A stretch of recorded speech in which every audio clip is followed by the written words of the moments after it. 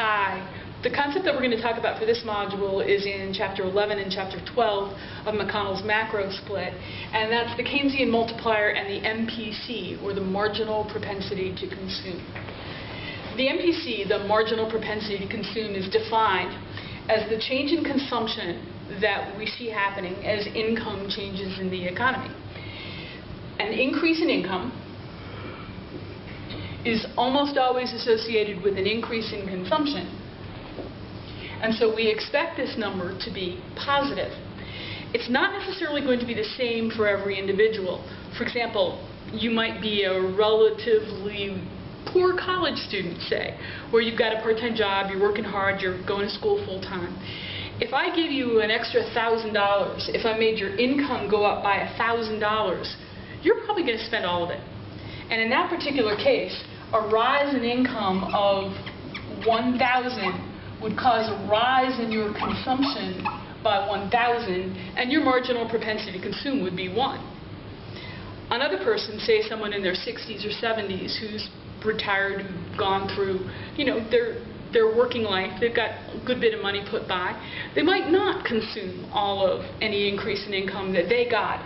Their increase in income of $1,000 might cause a very different reaction in their consumption. They might put some of it away, and they might splurge on some of it. Maybe they'd only consume $500 of it. Their marginal propensity to consume would only be 0.5. So that's the basic concept of what the MPC, the marginal propensity to consume, is. And it's connected to a really important idea in the Keynesian model called the multiplier. The multiplier is equal to 1 minus the MPC, 1 divided by 1 minus the MPC. And I will talk about what it means and how it works over here in this example. Okay?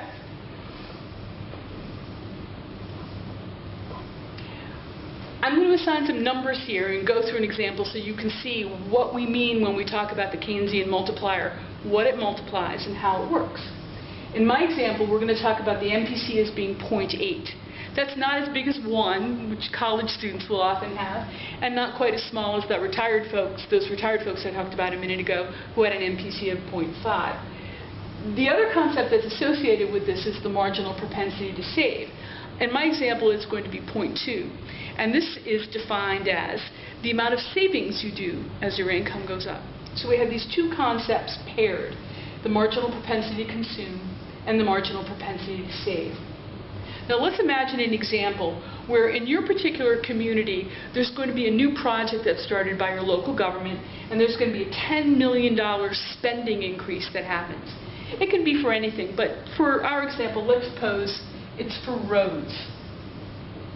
Your community has long hoped for a new road to come by to help traffic problems out, and they've gotten it, and $10 million is going to be spent.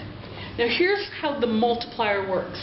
This $10 million is going to go into the community by turning into income for someone else.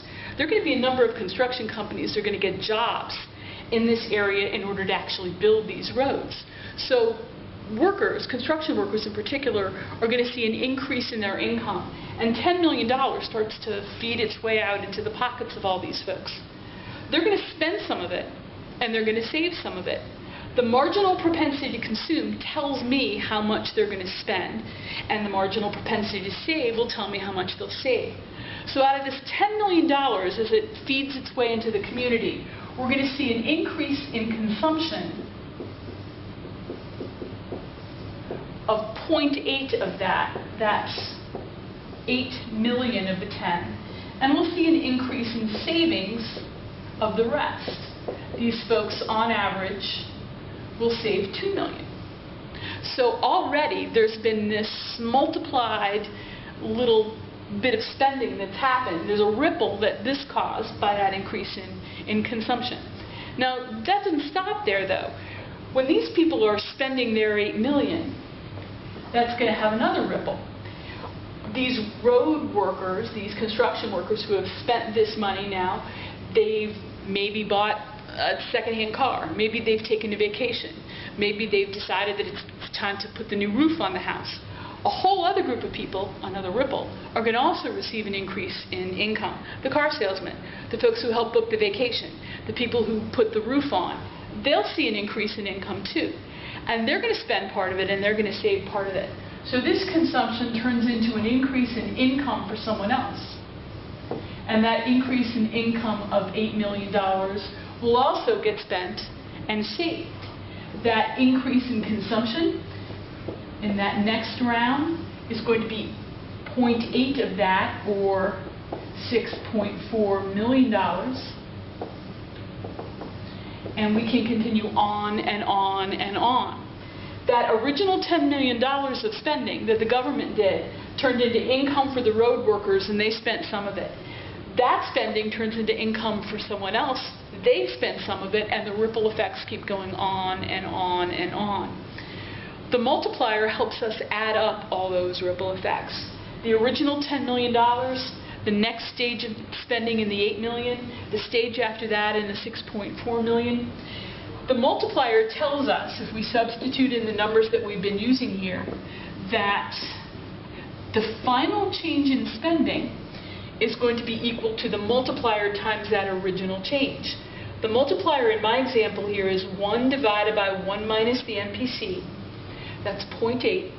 So that's 1 over 0.2, 1 over 2/10, which turns out to be 5.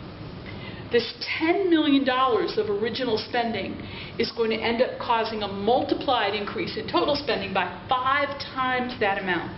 So the final impact, when we add up the 10 and the 8 and the 6.4, and if we kept going and calculating all the ripples over and over and over again, we would see a final change of 10 times 5, or a total of $50 million worth of multiplied spending in the economy as a whole.